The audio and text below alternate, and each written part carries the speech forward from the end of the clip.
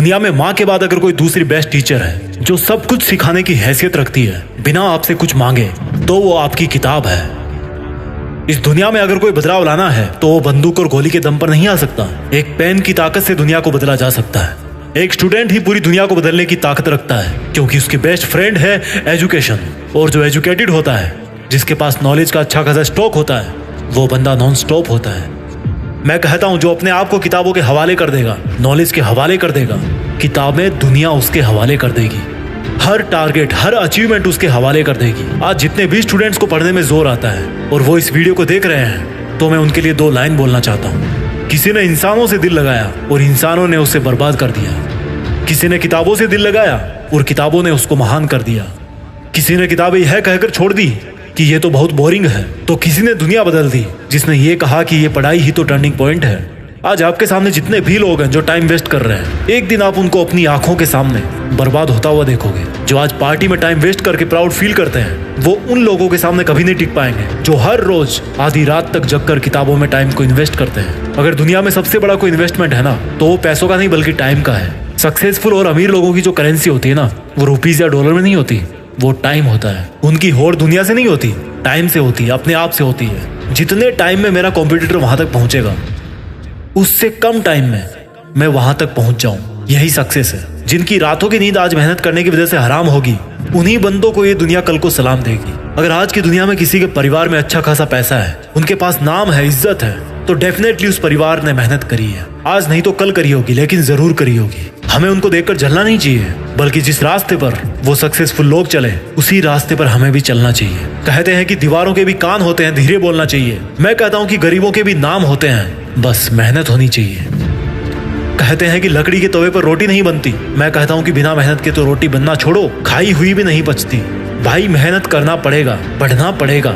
एक साल में 12 महीने होते हैं, एक महीने में 30 दिन होते हैं। मैं कहता हूँ कि जिसने एक एक सेकंड का लोभ ले लिया, वो ही बस आगे निकल गया। जब कोई इंटरनेशनल क्रिकेटर सेंचुरी मारता है, तो उन 100 रन के पीछे उसकी 100 महीने से भी ज्यादा टाइम की प्रैक्टिस होती है। जिस वक्त वो पसीना बहाता है ना, तब कोई दूसरा बंदा कूलर चला के सो रहा होता है। जब कोई डॉक्टर 10 घंटे ऑपरेशन करके ओटी से बाहर निकलता है, तो उसके पीछे उसकी कई सालों की मेहनत होती है, प्रैक्टिस होती है। पढ़ाई एक ऐसी चीज है जो प्रैक्टिस मांगती है। आप 10 दिन तक जोरदार पढ़ाई करो और फिर रुक जाओ, आपकी जो 10 दिन की पढ़ाई है ना, वो भी बेकार हो जाएगी। इससे अच्छा है कि आप वो 10 दिन भी मजे मार लो, कम से कम मजे तो मार लो।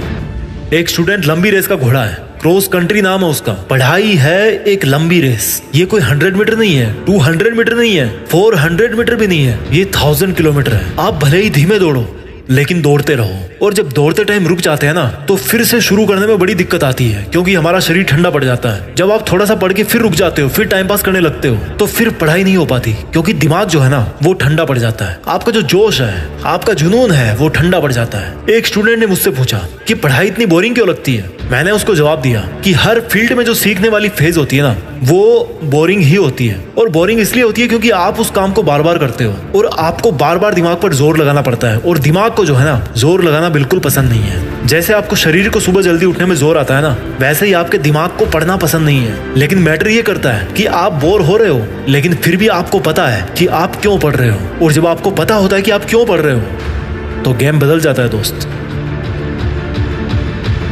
आपके माँ बाप, आपके मार्क्स, आपकी स्कूल, आपका सिलेक्शन नहीं पढ़ा रहा आपको। वो जो रीजन है ना आपका पढ़ने का, वो आपको पढ़ा रहा है। बोरिंग वाली फीलिंग खत्म हो जाती है, इम्पॉसिबल पॉसिबल नजर आने लगता है। एक बार रीजन ढूंढो कि क्यों पढ़ते हो आप। मैं हर बार कहता हूँ कि वो रीजन फिर आपको हमेशा पढ़ाएगा, आपको बहुत आगे तक ले जाएगा। आज आप किसी भी एक्सपर्ट को देख रहे हो, वो कभी ना कभी बिगिनर था, कभी ना कभी उसने वैसा करने की सोची थी, कभी ना कभी उसने अपने आप से प्रॉमिस किया था कि भाई मुझे यही काम करना है, मुझे कुछ नहीं पता, मेरा कोई सपोर्ट नहीं करता, कोई मुझे आगे बढ़ने में हेल्प नहीं करता, मेरे पास रिसोर्सेज नहीं है, लेकिन मुझे ये काम करना है बस, क्योंकि मेरे लिए इससे बेहतर और कोई काम नहीं हो सकता।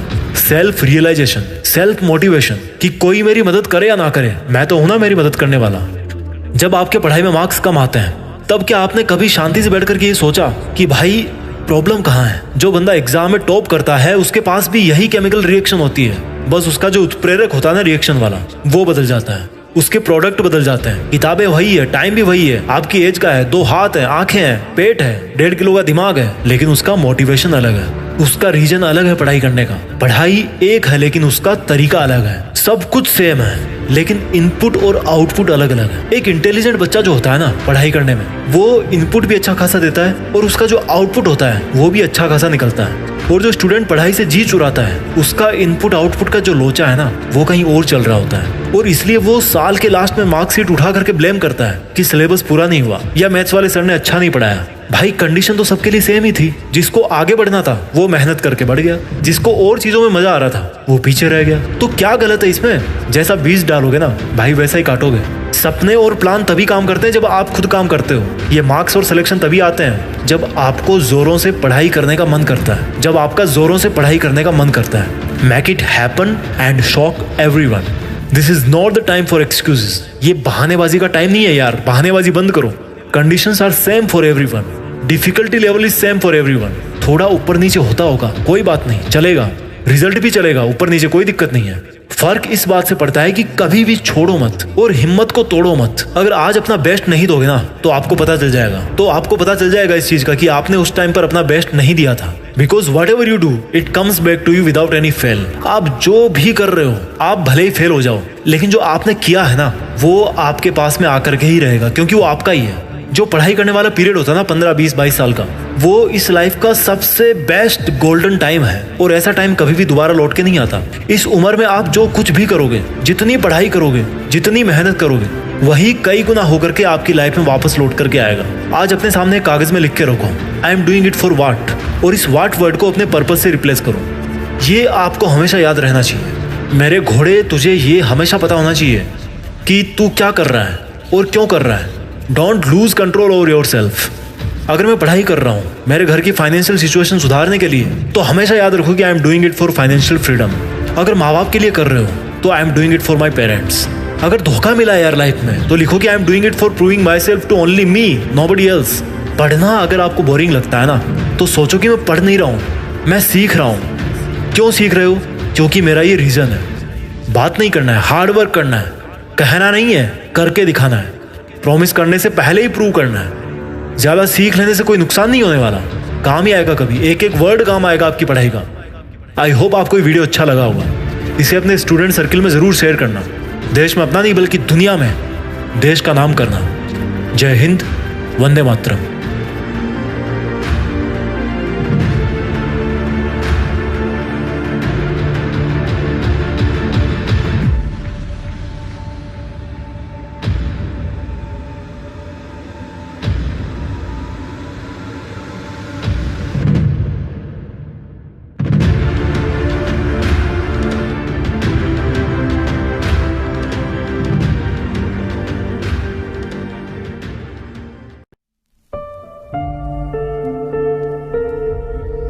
जीत फिक्स।